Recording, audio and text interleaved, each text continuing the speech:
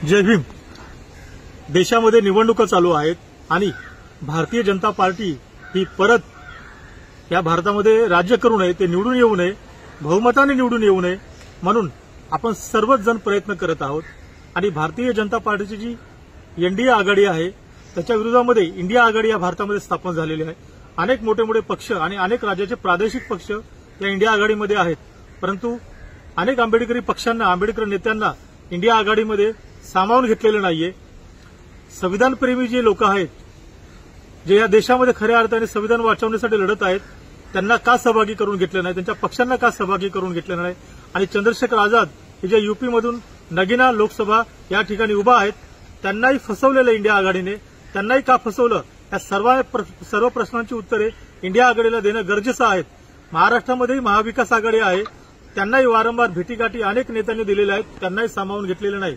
म्हणजे तुम्हाला आंबेडकरवादी पक्षांचे, समाजाचे मतं चालतात, परंतु त्यांच्या नेत्यांना तुम्ही सोबत घेणार नाही, त्यांना राजकीय सत्ता देण्यासाठी तुम्ही तयार नाही, तर आम्ही तुम्हाला मतदान करण्यासाठी तयार नाही। आम्ही तुम्हाला आमच्या सोबत जे काही तुम्हाला समर्थन हवंय, जे काही साधन सामग्री हवंय, ते कुठल्याही भूमिकेतून देण्यासाठी आमचा विरोध राहील। तुम्ही तुमची स्पष्ट भूमिका पहिली जाहीर करा की तुम्ही आंबेडकरवादी नेत्यांना सोबत का घेत नाहीये आणि फक्त आंबेडकरवादी लोकांचीच मतं तुम्हाला का हवेत।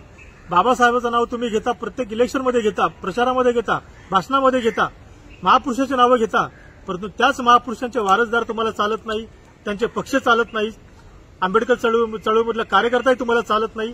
त्याच्यामुळे तुम्हाला भूमिका जाहीर करावी लागेल, अन्यथा आम्ही तुम्हाला या भारतामध्ये तुमच्या इंडिया आघाडीला आमचं समर्थन नाही, या महाराष्ट्रामध्ये तुमची जी महाविकास आघाडी आहे त्यालाही आमचं समर्थन नाही।